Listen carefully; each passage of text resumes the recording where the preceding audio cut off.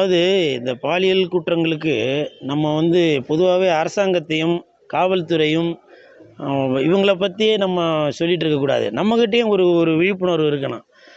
ஏன்னா ஆம், எல்லா இடத்துலையுமே இப்போ இப்போ நான் இருக்கேன்னாக்க என் பின்னாடியே எப்போ 2 போலீஸ் சுற்றிட்டு இருக்க முடியாது. இப்போ இன்னொரு ஒரு தங்கை ஒரு ஒரு இப்போ ஒரு காலேஜுக்கு போகிறாங்கனாக்கா அவங்க பின்னாடியே 2 போலீஸ் எல்லாம் சுற்றிட்டு இருக்க முடியாது. ஏன்னா இன்றைக்கி இது தமிழகத்தில் 7-8 கோடி மக்கள் தொகை இருக்குது. ஸோ எல்லாருக்குமே நம்ம பாதுகாப்பு கொடுத்துட்டு அவங்கள விழிப்புணர்வோடு இருக்க தான் நம்ம சொல்ல முடியுமே தவிர அவங்க பின்னாடியே நம்ம சுற்றிட்டு இருக்க முடியாது. அதனால் முடிஞ்ச வரைக்கும் குற்றங்கள் குறைவதற்கு பொதுமக்களாகிய நம்ம தான் அதை குற்றங்கள் நடக்காதபடி நம்ம நடந்துக்கணும். ஃபார் எக்ஸாம்பிள் பார்த்தீங்கன்னாக்க இப்போது முடிஞ்ச அளவுக்கு அந்த இருட்டான பகுதிகளில் இப்போ லேடிஸு அவங்களாம் பெண்கள்லாம் போகிறதுக்கு கொஞ்சம் தவிர்க்கணும். அதே மாதிரி லேட் நைட்டில் வர்றது.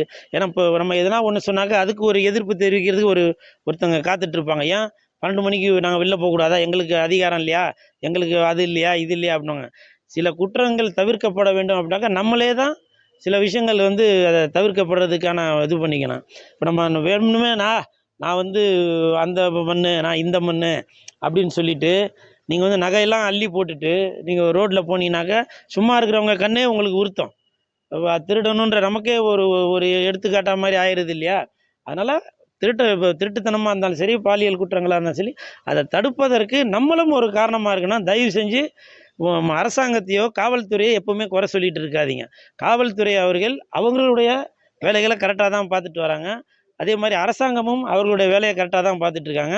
தவறு நடக்காமல் இருப்பதற்கு நம்மளும் ஒரு ஒரு ஒரு விழிப்புணர்வோடு இருக்கணும் அப்படின்னு சொல்கிறது தான் என்னுடைய கருத்து.